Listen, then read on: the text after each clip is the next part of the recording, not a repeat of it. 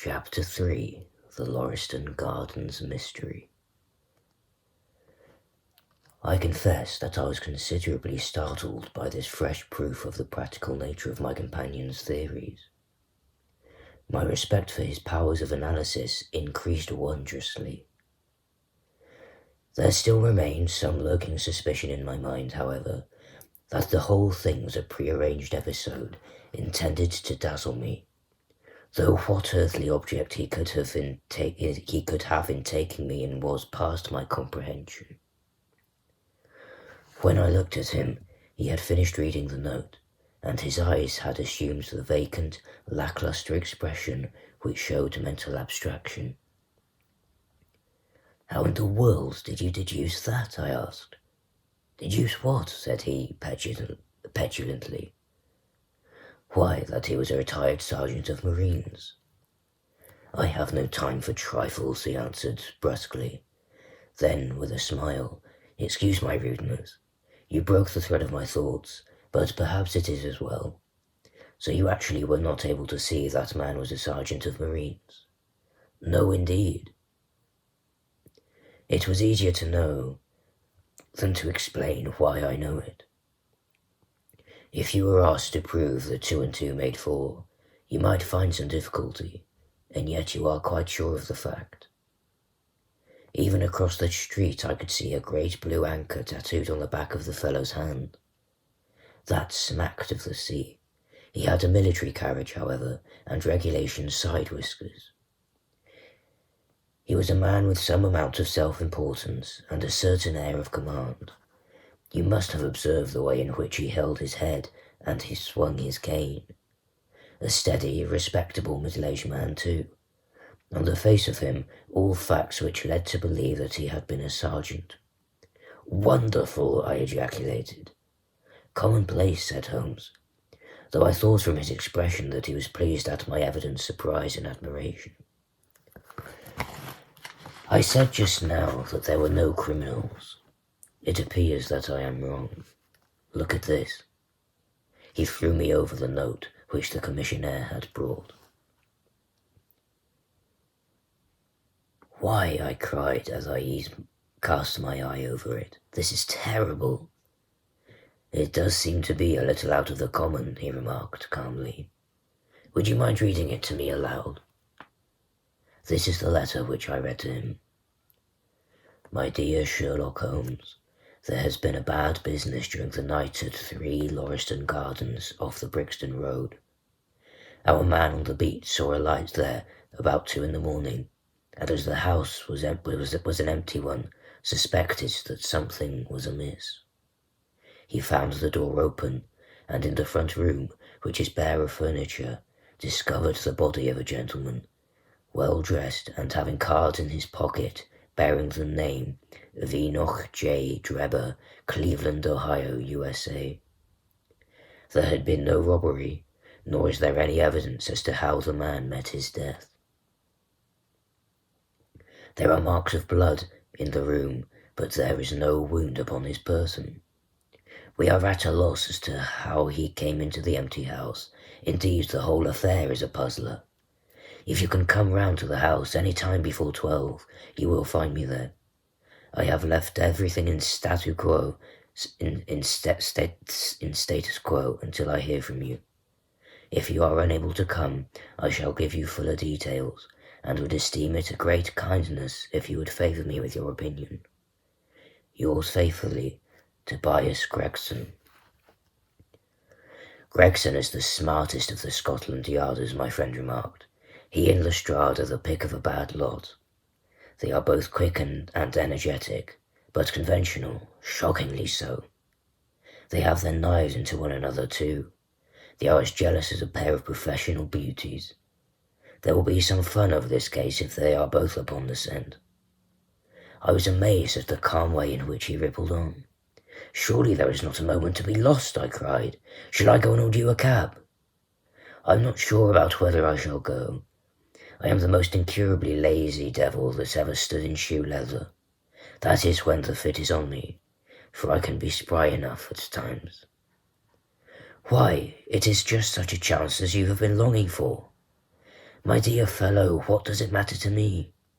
Supposing I unravel the whole matter, you may be sure that Gregson, Lestrade and Co. will pocket all the credit. That comes of being an unofficial personage. But he begs you to help him. Yes, he knows that I am his superior, and acknowledges it to me. But he would cut out his tongue before he would own it to any third person. However, we may as well go and have a look. I shall work it out on my own hook. I may have a laugh at them if I have nothing else. Come on. He hustled on his overcoat and bustled about in a way that showed an energetic fit had superseded the apathetic one. Get your hat, he said. You wish me to come? Yes, if you have nothing better to do. A minute later, we were both in a hansom driving furiously for the Brixton Road. It was a foggy, cloudy morning, and a dun-coloured veil hung over the housetops, looking like the reflection of the mud-coloured streets beneath. My companion was in the best of spirits, and prattled away about Cremona fiddles and the difference between a Stradivarius and an Amati. As for myself, I was silent, for the dull weather and the melancholy business upon which we were engaged depressed my spirits. You don't seem to give much thought to the matter in hand, I said at last, interrupting Holmes's musical disquisition. No data yet, he answered. It is a capital mistake to theorize before you have all the evidence. It biases the judgment. You will have your data soon, I remarked, pointing with my finger. This is the Brixton Road, and that is his house, if I am not very much mistaken. So it is. Stop, driver, stop. We were still 100 yards or so from it, but he insisted upon our alighting, and we finished our journey upon foot. Number 3, Lauriston Gardens, wore an ill-omened and minatory look. It was one of 4 houses, which stood back some little way from the street, 2 being occupied and 2 empty. The latter looked out with 3 tiers of vacant, melancholy windows, which were blank and dreary, save that here and there a to-let cart had developed a cataract upon the blared panes. A small garden sprinkled over, with a scattered eruption of sickly plants, separated each of these houses from the streets, and was traversed by a narrow pathway, yellowish in colour, and consisting apparently of a mixture of clay and of gravel. The whole place was very sloppy from the rain, which had fallen through the night. The garden was bounded by a 3-foot brick wall, with a fringe of wood rails upon the top, and against this wall was leaning a stalwart police constable, surrounded by a small knot of loafers, who craned their necks and strained their eyes in the vain hope of catching some glimpse of the proceedings within. I had imagined that Sherlock Holmes would at once have hurried into the house and plunged into a study of the mystery. Nothing appeared to be further from his intention. With an air of nonchalance which, under the circumstances, seemed to me to border upon affectation, he lounged up and down the pavement and gazed vacantly at the ground, the sky, the opposite houses and the line of railings. Having finished his scrutiny, he proceeded slowly down the path, or rather down the fringe of grass which flanked the path, keeping his eyes riveted upon the ground. Twice he stopped, and once I saw him smile, and heard him utter an exclamation of satisfaction.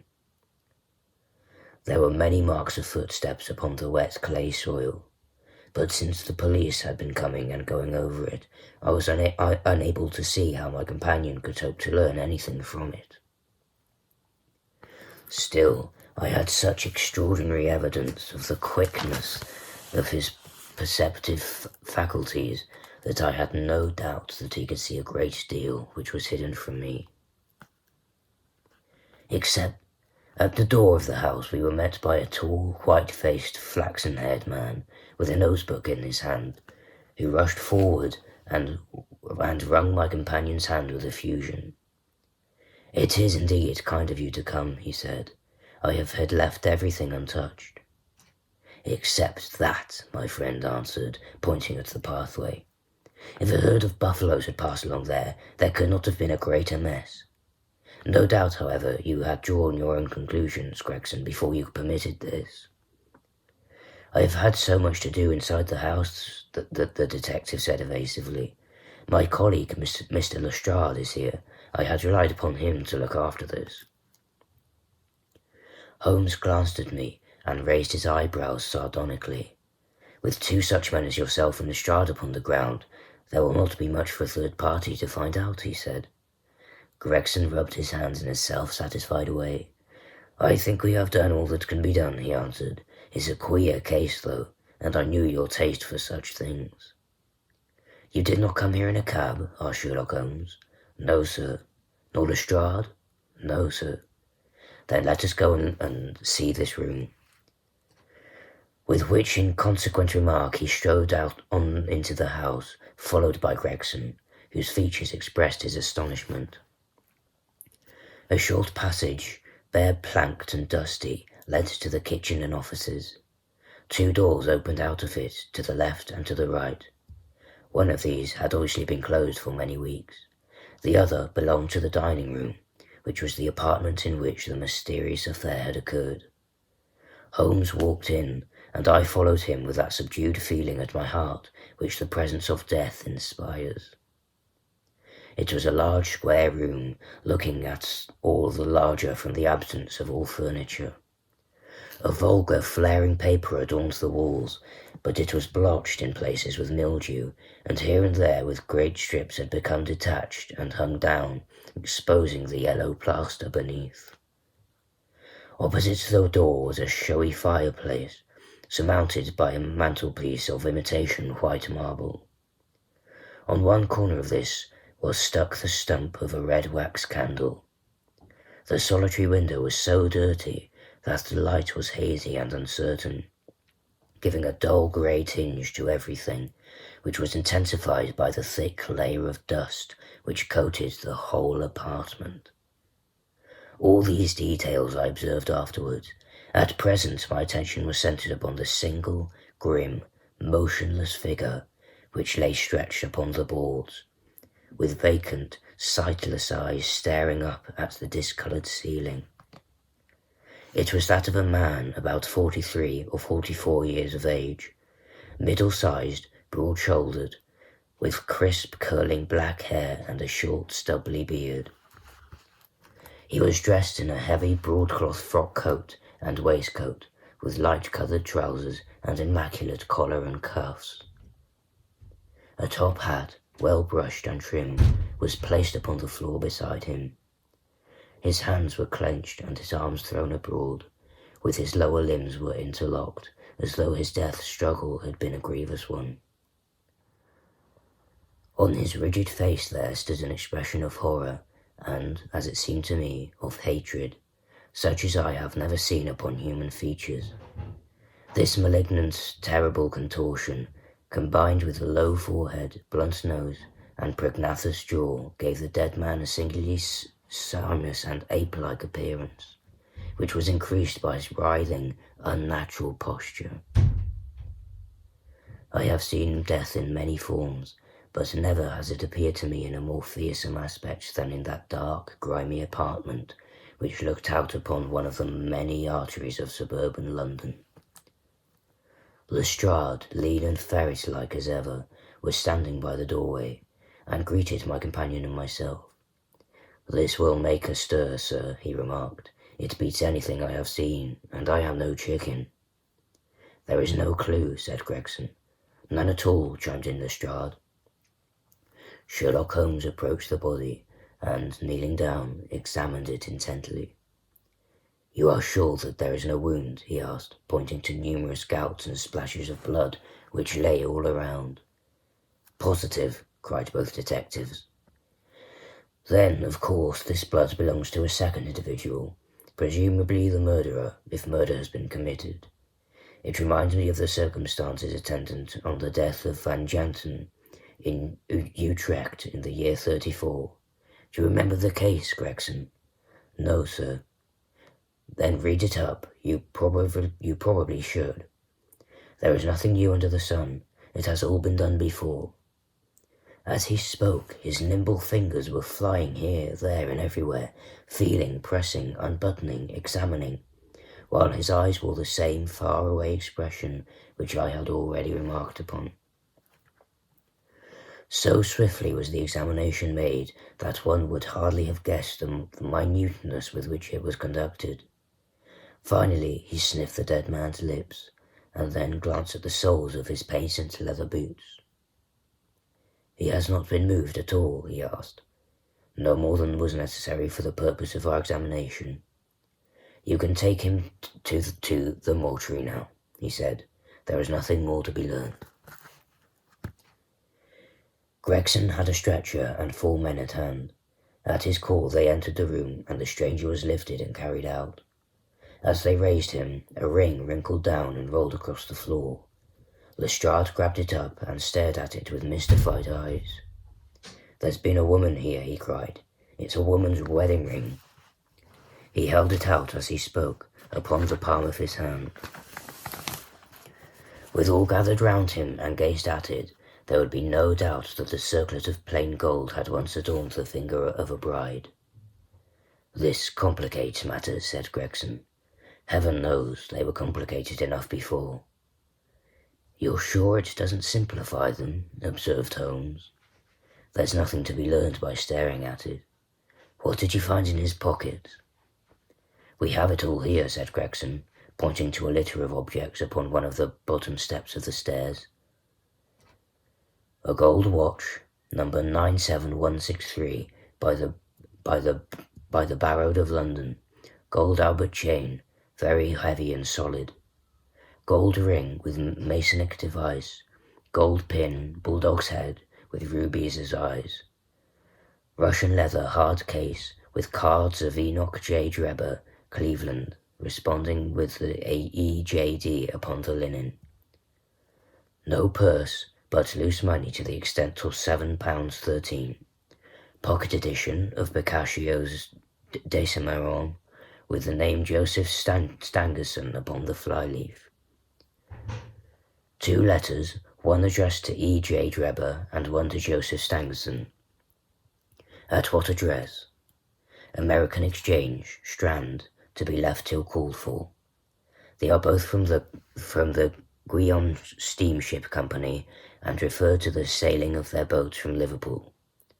It is clear that this unfortunate man was about to return to New York. Have you made any inquiries as to this man Stangerson?" "I did it at once, sir," said Gregson. "I have had advertisements sent to all the newspapers, and one of my men has gone to the American Exchange, but he has not returned yet." "Have you sent to Cleveland?" "We telegraphed this morning." "How did you word your inquiries?" "We simply detailed the circumstances, and said that we should be glad of any information which could help us." "You did not ask for particulars on any point which appeared to you to be crucial?" "I asked about Stangerson." "Nothing else?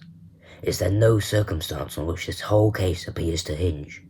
Will you not telegraph again?" "I have said all I have to say," said Gregson in an offended voice.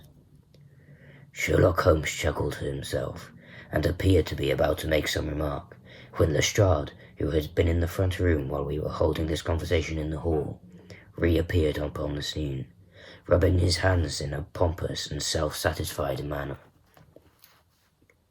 "Mr. Gregson," he said, "I have just made a discovery of the highest importance, and one which would have been overlooked had I not made a careful examination of the walls."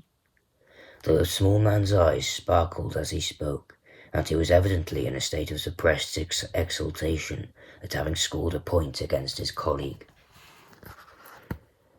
"Come here," he said, bustling back into the room, the atmosphere of which felt clearer since the removal of its ghastly inmate. "Now, stand there." He struck a match on his boot and held it up against the wall. "Look at that," he said triumphantly. I have remarked that the paper had fallen away in parts. In this particular corner of the room, a large piece had peeled off, leaving a yellow square of coarse plastering. Across this bare space there was scrawled in blood-red letters a single word: Rach. "What do you think of that?" cried the detective, with the air of a showman exhibiting his show. This was overlooked because it was in the darkest corner of the room, and no one thought of looking there. "The murderer has written it with his or her own blood. See this smear where it has trickled down the wall. That disposes of the idea of suicide anyhow. Why was that corner of the room chosen to write it on? I will tell you. See that candle on the mantelpiece. It was lit at the time, and if it was lit, this corner would be the brightest instead of the darkest portion of the wall." "And what does it mean now that you have found it?" asked Gregson in a depreciatory voice. "Mean? Why, it means that the writer was going to put the female name Rachel, but was disturbed before he or she had time to finish. You mark my words, when this case comes to be cleared up, you will find that a woman named Rachel has something to do with it." "It's all very well for you to laugh, Mr. Sherlock Holmes. You may be very smart and clever, but the old hound is the best, when all is said and done."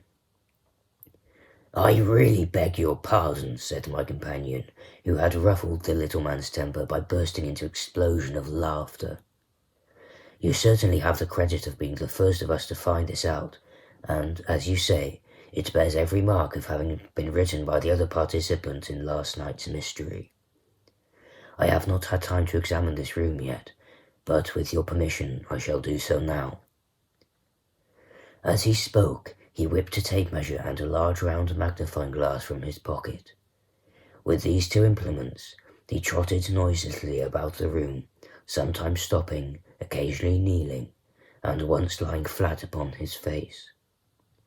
So engrossed was he with this occupation that he appeared to have forgotten our presence, for he chattered away to himself under his breath the whole time, keeping a running fire of exclamations, groans, whistles, and little cries, suggestive of encouragement and of hope. As I watched him, I was irresistibly reminded of a pure-blooded, well-trained foxhound as it dashes backwards and forwards through the covert, whining in its eagerness until it comes across the lost scent. For 20 minutes or more he continued his researches, measuring with the most exact care the distance between marks which were entirely invisible to me, and occasionally applying his tape to the walls in an equally incomprehensible manner. In one place he gathered up very carefully a little pile of grey dust from the floor, and packed it away in an envelope. Finally, he examined with his glass the word upon the wall, going over every letter of it with the most minute exactness. This done, he appeared to be satisfied, for he replaced his tape and his glass in his pocket. "They say that genius is an infinite capacity for taking pains," he remarked with a smile. "It's a very bad definition, but it does apply to detective work." Gregson and Lestrade had watched the manoeuvres of their amateur companion with considerable curiosity and some contempt.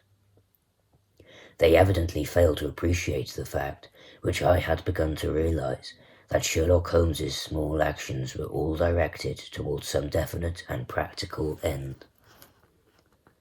"What do you think of it, sir?" they both asked.